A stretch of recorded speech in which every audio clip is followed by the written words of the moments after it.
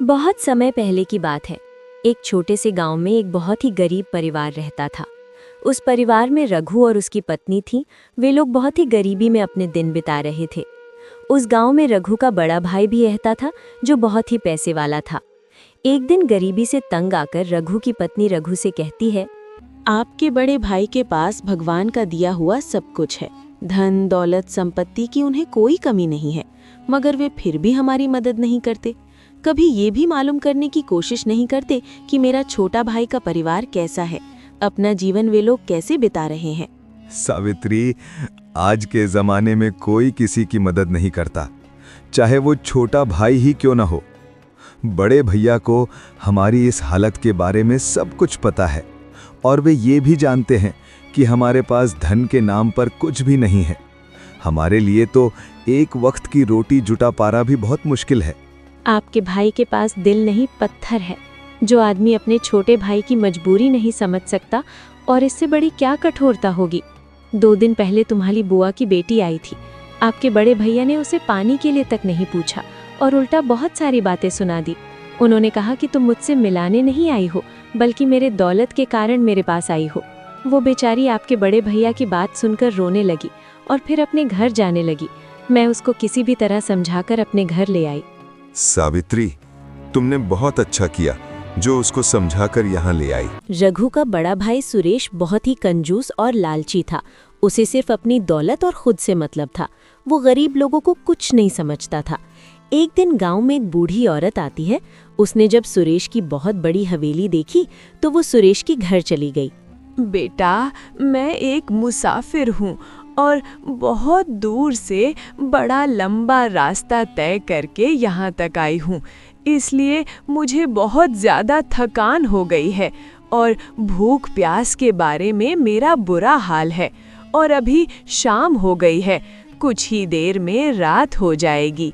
तो बेटा, क्या तुम मुझे एक रात के लिए अपने घर में रहने दे सकते हो? बूढ़ी औरत की बात सुनकर सुरेश को बहुत ज्यादा गुस्सा आता है और वो बूढ़ी औरत से कहता है, अरे ओ बुढ़िया, ये घर तुम्हें धर्मशाला दिखाई देता है क्या? क्या मैंने इतना आलीशान घर तुम जैसे भिखारियों को पालने के लिए बनाया है? तुम घर के इतने अंदर तक कैसे आ गए? मेरे घर में तुम जैसे भिखारियों के लिए कोई जगह नहीं है। अभी के अभी चली जाओ यहाँ से। जब इनका मन करता है तो मुंह उठा के घर में घुस जाते हैं, पता नहीं कहां कहां से मुंह उठा के चले आते हैं। सुरेश की बात सुनकर वो बूढ़ी औरत चुपचाप वहां से चली जाती है। उस गांव में चलते चलते वो बूढ़ी औरत रघु के घर पहुंच जाती है। अरे बूढ़ी अम्मा, आप कौन है और आपको मुझसे क्या काम है? बेटा, मैं मुसाफिर हूँ और बहुत लंबा रास्ता तय करके यहाँ तक पहुँची हूँ। मैंने रास्ते में कुछ भी नहीं खाया, इसलिए मुझे बहुत जोरों की भूख भी लगी है। और अब दिन ढल चुका है और रात होने वाली है। तो बेटा, क्या एक दिन के लिए मुझ बुढ़िया को तुम अपने घर में आश्रय दे सकते हो? अम्मा, ये भी पूछने की कोई बात है? भला आप अंदर आ जाइए। इतना सुनते ही बूढ़ी औरत घर के अंदर आ जाती है और रघु उसे खाना खिलाता है। खाना खाने के बाद वो बूढ़ी औरत कहती है, मेरे एक बार कहने पर ही तुमने मुझे अपने घर में रहने दिया। अम्मा, ये कैसे बातें कर रही हो? आप मेरी माँ के समान हो। आप जितने दिन चाहो मेरे घर में रुक सकती हो। बेटा, मुझे तो सिर्फ आज रात के लिए तुम्हारे घर में आसरा चाहिए। सुबह होते ही मैं यहाँ से चली जाऊंगी। असल में बेटा, मैं इस गांव में एक ज़रूरी काम के लिए आई हूँ। तुमने जो अपने घर में मुझे मानसन दिया है, उससे मैं बहुत ही खुश हूँ। मेरा दिल ये कह रहा है कि जिस काम के लिए मैं इस गांव में आई हूँ, उस काम में मैं तुम्हें भी शामिल कर लूँ, ताकि तुम्हारी गरीबी के दिन भी कुछ सुधर जाएं और तुम्हें भी इस गरीबी से छुटकारा मिल जाए। अम्मा, आप किस काम की बात कर रही हैं? मैं कुछ समझ नहीं पा रहा हूँ। बेटा, आज से 20 साल पहले मैं इसी गांव में रहती थी। अब तो गांव में पहले वाले लोग भी नहीं रहे और गांव पूरी तरह से बदल गया है। और गांव के ये लोग अब तो मुझे पहचानते भी नहीं हैं। सारे लोग मुझे पूरी तरह से भूल गए हैं। मैं जब इस गांव में रहती थी, तब मेरे पास धन दौलत की कोई कमी नहीं थी। एक दिन मेरे पति मेरे बेटे के साथ बाजार जा रहे थे। तभी अचानक से मौसम खराब हो जाता है और बहुत तेज बारिश पड़ने लगती है। बारिश से बचने के लिए वो एक मिट्टी के घर के नीचे छुपे थे, मगर वो मिट्टी की दीवार उन्हीं के ऊपर गिर जाती है। उस मिट्टी की दीवार के अंदर दबकर मेरे पति और बेटे की मौत हो जाती है। उनके मृत्यु से मैं सदमे में चली गई और इस दुनिया से अपना नाता तोड़ लिया, और मैंने ये फैसला लिया कि मैं अपना बाकी का जीवन प्रभु की भक्ति में बिताऊंगी। उसके बाद मैंने अपनी सारी धन दौलत जमा करके एक जगह पर छिपा दी और कुछ धन अपने साथ लेकर इस गांव से बहुत दूर चली गई। आज मैं पूरे 20 साल बाद इस गांव में वापस आई हूँ और अब मैं अपनी उस छिपाई हुई दौलत को निकालना चाहती हूँ। इसीलिए मैं चाहती हूँ कि तुम भी मेरे छुपाए हुए धन को निकालने में मेरी मदद करो। मैं मेरे धन का आधा हिस्सा तुम्हें दे दूंगी। बूढ़ी अम्मा की बात सुनकर रघु बहुत खुश हुआ और बूढ़ी अम्मा की मदद करने के लिए तैयार हो गया। सुबह होते ही दोनों जंगल की तरफ निकल गए। बूढ़ी अम्मा याद करने लगी कि उसने खजाना कहाँ छुपाया था। बहुत सोचने के बाद बूढ़ी अम्मा रघु को एक पेड़ के पास ले गई और उसने रघु से कहा, बेटा, मैंने अपना धन जहाँ छुपाया था ये वही जगह है। बूढ़ी अम्मा के कहने पर रघु ने वहाँ खुदाई करना शुरू कर दिया और फिर बूढ़ी अम्मा ने वहाँ से अपना धन से भरा बक्सा निकाल लिया और वे दोनों उस बक्से को लेकर रघु के घर चले आए। घर जाकर जब उन्होंने बक्सा खोलकर देखा तो उस बक्से के अंदर बहुत सारे सोने के सिक्के थे। इतने सारे सोने के सिक्के एक साथ देखकर रघु हैरान रह गया। तब बूढ़ी अम्मा ने रघु से कहा, बेटा, इन सिक्कों में से आधे तुम रख लो और आधे मुझे दे दो। रघु ने आधे सोने के सिक्के बूढ़ी अम्मा को दे दिए और आधे खुद अपने पास रख लिए। अम्मा, आपकी वजह से आज मेरी गरीबी दूर हो गई है। मुझे समझ में नहीं आ रहा कि आपका धन्यवाद कैसे करूं। आप मेरे लिए ईश्वर से कम नहीं हैं। इस मुसीबत की घड़ी में आपने मेरी मदद की है। बेटा, जो होता है सब भगवान की मर्जी से होता है। भगवान की मर्जी के बिना एक पत्ता तक नहीं हिलता। अब तुम इन सोने के सिक्कों का बड़ी ही सावधानी से इस्तेमाल करना। कहीं ऐसा ना हो कि इन सोने के सिक्कों की वजह से तुम किसी मुसीबत में फंस जाओ, क्योंकि अभी तुम्हारे पास बहुत ज़्यादा धन है। तुम लोगों की नज़रों में आए बिना ही हर काम करना, नहीं तो उनके दिमाग में तरह तरह की बातें आएंगी कि तुम्हारे पास इतना धन कहाँ से आया। क्योंकि अभी के समय में इंसान सिर्फ अपने ही सुख से सुखी होता है और औरों के सुख से दुखी होता है। ठीक है अम्मा, जैसा आप कहेंगी मैं वैसा ही करूँगा। मैं किसी को भी पता नहीं चलने दूंगा कि मेरे पास इतना सारा धन है। बेटा, मेरे हिस्से का धन भी तुम ही ले लो। अब मैं बुढ़ापे में इतने सारे धन का क्या करूँगी? ना तो मेरा कोई बेटा है और ना ही परिवार। अम्मा, आप ये कैसी बातें कर रही हैं? मैं हूं ना आपका बेटा। अब से आप हमारे परिवार को अपना ही परिवार समझिए। बेटा, अभी जंगल में एक जगह ऐसी और है जहां मैंने और भी खजाना छुपा कर रखा है। मैं कुछ महीने के बाद दोबारा आऊंगी, तब मैं उस खजाने को निकालूंगी। अभी मुझे कुछ जरूरी काम है, इसीलिए अब मैं यहाँ से जाना चाहती हूँ। इतना कहकर बूढ़ी अम्मा वहाँ से चली जाती है। बूढ़ी अम्मा के जाते ही रघु की पत्नी सावित्री वहाँ पास आती है और रघु से कहती है, इतने सारे सोने के सिक्के, इतना सारा धन तो मैंने अपने जीवन में कभी नहीं देखा। अब तो हम बहुत अमीर हो जाएंगे। अब मैं अपनी सारी इच्छाओं को पूरा कर सकती हूँ, जो चाहूँ वो खरीद सकती हूँ। सावित्री, हमें अपना धन इस तरह से खर्च करना होगा कि किसी को पता न चले कि हमारे पास बहुत सारा धन है, नहीं तो हम पर मुसीबत आ सकती है। अजी, आप ये कैसी बातें कर रहे हैं? हमने कोई चोरी थोड़ी ना की है जो हम किसी से छुपकर कोई काम करेंगे। अब तो सारे गांव वालों को पता चलना चाहिए कि हमारे पास भी बहुत सारा धन है, तभी तो गांव में हमारा मान सम्मान बढ़ेगा। आज के ज़माने में इंसान की नहीं बल्कि उसके पास जो धन है उसकी इज्जत होती है।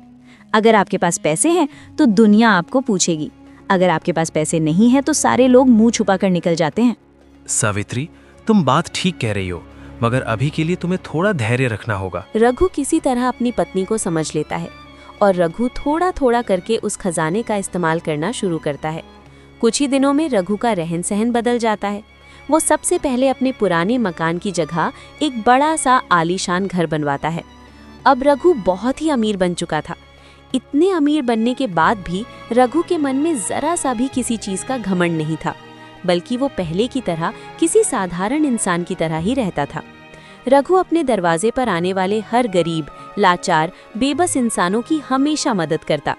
रघु के अच्छे व्यवहार के कारण अब गांव के लोग रघु की बहुत इज्जत करने लगे थे।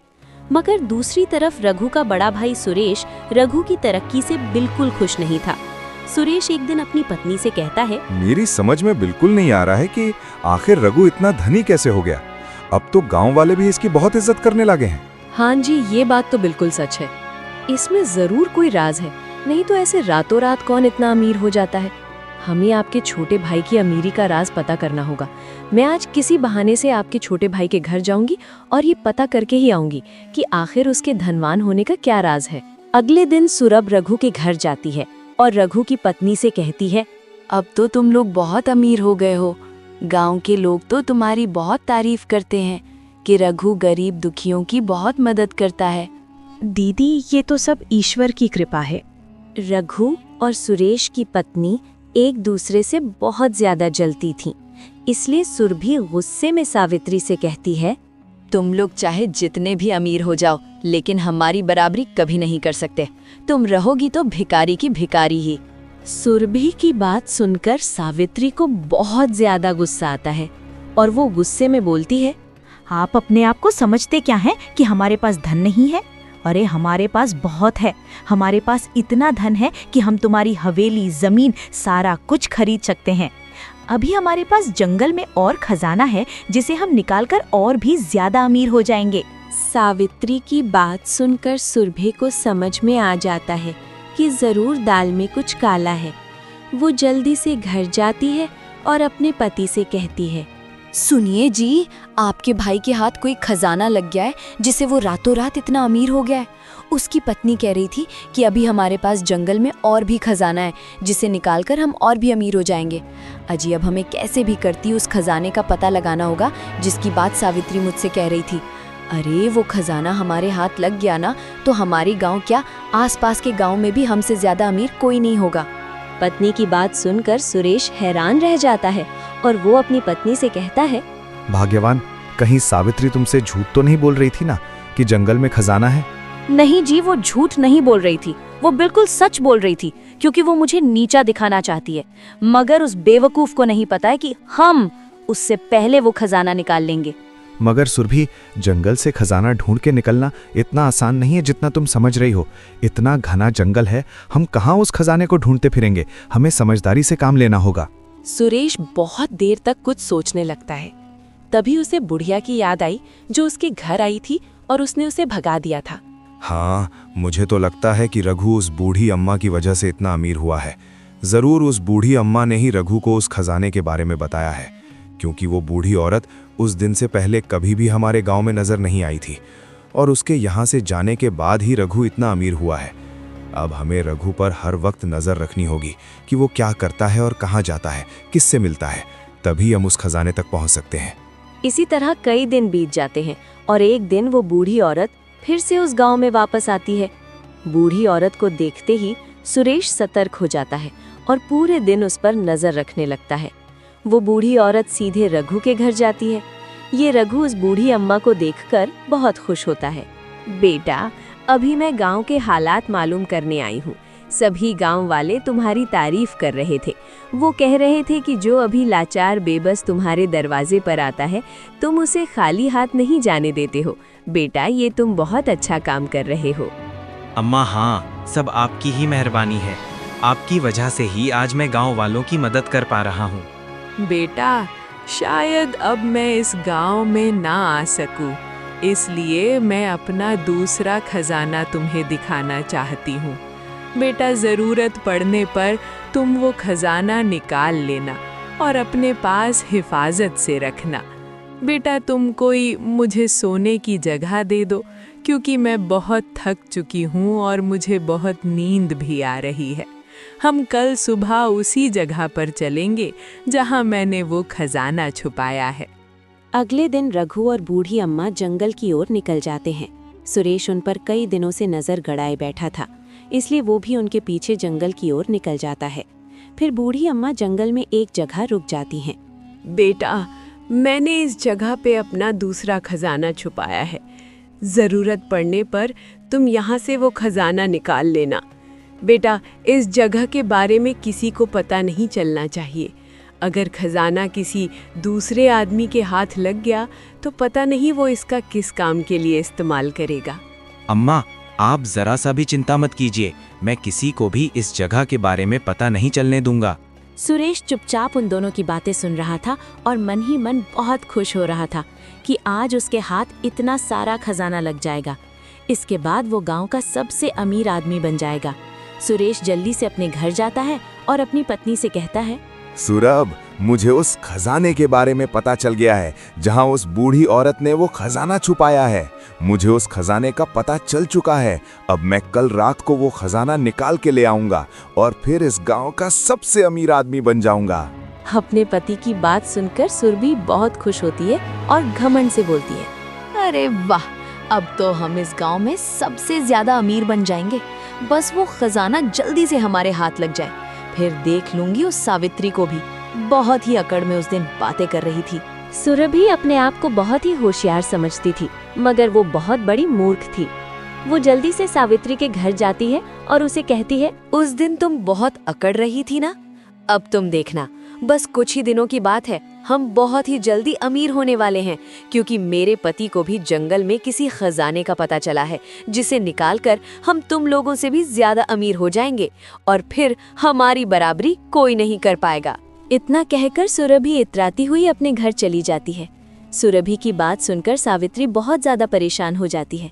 जब रघु घर आता है तब वो रघु से कहती है, अजी, आज हमारे घर आपकी बड़ी भाभी आई थी और वो बेवकूफ मुझसे कह रही थी आपके बड़े भैया को भी जंगल में किसी खजाने का पता चला है और वो भी जंगल से खजाना निकालकर हमसे ज्यादा अमीर हो जाएंगे। अरे बाप रे सावित्री, ये तुम क्या बोले जा रही हो? आखिर बड़े भैया को जंगल के खजाने के बारे में कैसे पता चला? कहीं वो हमारी जासूसी तो नहीं कर रहे हैं ना? अपने पति की बात सुनकर सावित्री अपने मूर्खता पर बहुत ही पछताने लगी, क्योंकि उसने ही सुरभि को खजाने के बारे में बताया था। अजी, मुझे माफ कर दीजिए, मैंने ही आपकी भाभी को जंगल के खजाने के बारे में बताया था। असल में बात यह है कि सुरभि भाभी ने मुझे नीचा दिखाने की कोशिश की, इसलिए मैंने गुस्से में आकर कह दिया कि हमारे पास भी बहुत धन है जो हमने जंगल में छिपा कर रखा है और उसे निकालकर हम बहुत अमीर हो जाएंगे। बेवकूफी की भी हद होती है। मैंने तुमसे बड़ी बेवकूफ औरत आज तक नहीं देखी। आखिर क्या जरूरत पड़ी थी तुम्हें खजाने के बारे में बताने की? मुझे लगता है बड़े भैया को उस जगह का पता चल गया है जहां वो खजाना छिपाया हुआ है। मुझे कैसे भी करके आज रात में ही वो खजाना किसी दूसरे स्थान पर रखना होगा। रघु रात होते ही उस खजाने को निकालने के लिए घर से निकल पड़ता है और वो चुपचाप उस खजाने को निकालकर घर ले आता है और उस हिफाजत से घर के अंदर रख देता है। तब अपनी पत्नी से कहता है, अब किसी को मत बताना कि मैं खजाना निकालकर अपने घर ले आया हूँ। अजी, आप क्या मुझे पागल समझते हैं कि मैं अपने घर के बाद दूसरों को बताती फिरूंगी? अरे भाग्यवान, इसमें गुस्सा होने की कौन सी बात है? अगले दिन रात होते ही सुरेश उस जगह पर पहुंच जाता है जहां जंगल में खजाना रखा हुआ था। सुरेश ने जमीन खोदना शुरू किया, मगर उसे वहां कोई खजाना नहीं मिला। थक हार कर सुरेश सोचने लगा, लगता है रघु को पता चल चुका है कि मैं इस खजाने के बारे में जान गया हूँ, इसीलिए रघु मुझसे पहले ही वो खजाना निकाल के ले गया। मेरे इतने दिनों की मेहनत बर्बाद हो गई। आखिर उसने वो खजाना कहाँ छुपाया होगा? सुरेश खजाने के लिए जंगल गया हुआ था और उधर सुरेश की पत्नी घर पर अकेली थी। उसी समय चोरों ने मौका देखकर सुरेश के घर में घुस गए। अरे भाई, ऐसा लग रहा है कि इस घर में आज हमें बहुत ही धन मिलने वाला है। हाँ भाई, तुम सही कह रहे हो। इस आलीशान घर को तो देख के ऐसा ही लग रहा है। अब हमें जल्दी से काम पे लग जाना चाहिए। यहाँ से जल्दी माल समेट के हमें निकलना होगा। चोर सुरेश के घर से सारा कीमती सामान और धन चुरा कर ले गए। जब सुरेश घर वापस लौटा तो उसने देखा कि उसकी पत्नी जोर जोर से रो रही है। अरे भाग्यवान, क्या हुआ? तुम रो क्यों रही हो? आखिर बात क्या है? अजी, हम तो लुट गए, बर्बाद हो गए, सब कुछ खत्म हो गया। आपके जाने के बाद घर में कुछ चोर घुस गए थे और वो सब कुछ चुरा कर ले गए।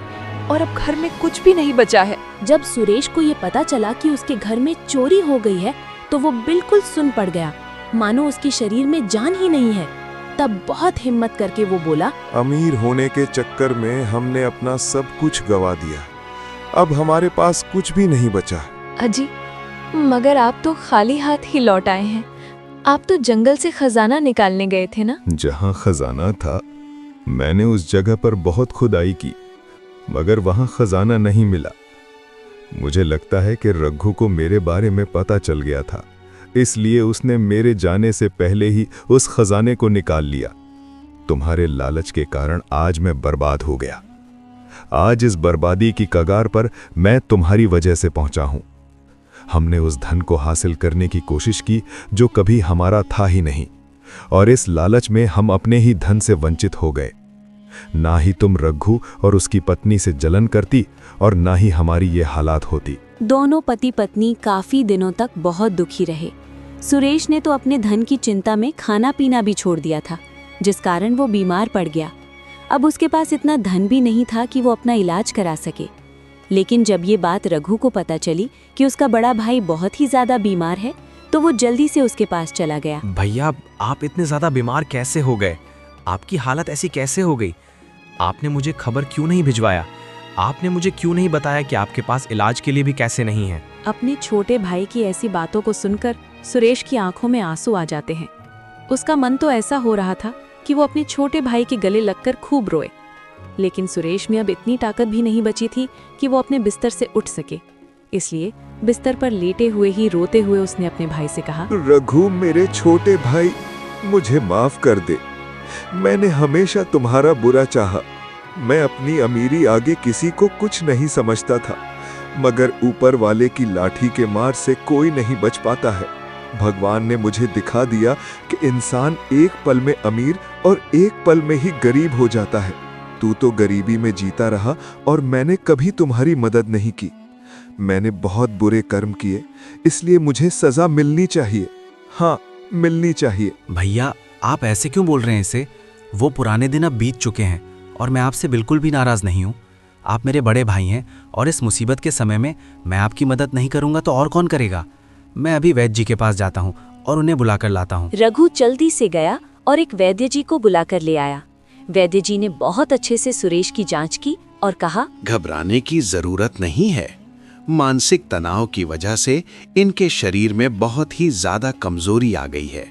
मुझे लगता है कि ये किसी चीज के लिए गहरी चिंता में पड़े रहते हैं, इसलिए इन्हें चिंता करनी छोड़नी होगी और इन्हें अपने खाने पीने पर भी थोड़ा ध्यान देना होगा।